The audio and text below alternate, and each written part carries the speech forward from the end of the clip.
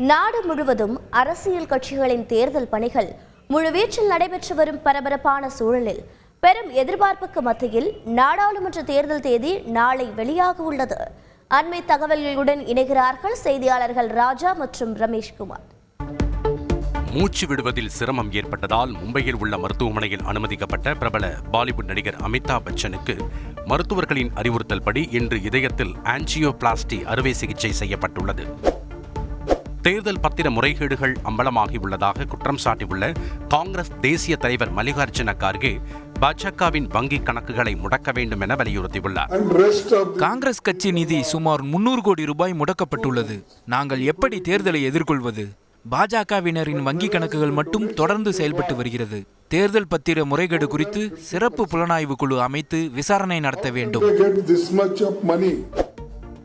மகாராஷ்டிரா மாநிலம் பால்கர் பகுதியில் காங்கிரஸ் எம்பி ராகுல் காந்தி இன்று இந்திய ஒற்றுமை நீதி பயணம் மேற்கொண்டார்.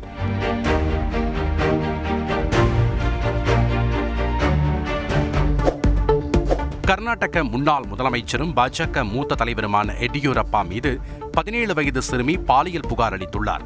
ஆனால் பாதிக்கப்பட்டதாக கூறப்படும் சிறுமியின் தாய் கடந்த 3 ஆண்டுகளில் சுமார் 50 பேர் மீது இதே போன்ற புகார் அளித்திருப்பதால் எடியூரப்பா மீதான போக்சோ வழக்கு சிஐடிக்கு மாற்றப்பட்டுள்ளது.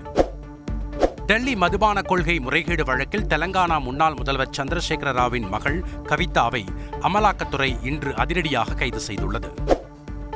புதிதாக நியமிக்கப்பட்டுள்ள தேர்தல் ஆணையர்களுடன் இந்திய தலைமை தேர்தல் ஆணையர் ராஜீவ் குமார் டெல்லியில் இன்று ஆலோசனை நடத்தினார்.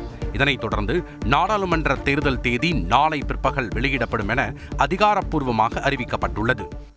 ராஜா, நாடாளுமன்ற தேர்தல் எத்தனை கட்டங்களாக நடத்த திட்டமிட்டிருக்கிறது? தமிழகத்தில் எப்போது வாக்குப்பதிவு நடைபெற வாய்ப்புள்ளது? கூடுதல் விவரங்கள் என்ன?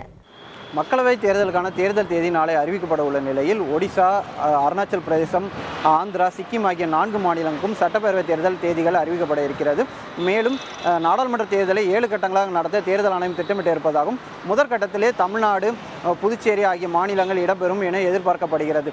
மேலும் தமிழ்நாட்டில் காலியாக உள்ள விளவங்கோடு தொகுதிக்கு இடைத்தேர்தல் தேதிகளும் நாளை அறிவிக்கப்பட வாய்ப்பு இருப்பதாக தகவல்கள் வெளியாகி இருக்கிறது. கல்பனா. நன்றி ராஜா.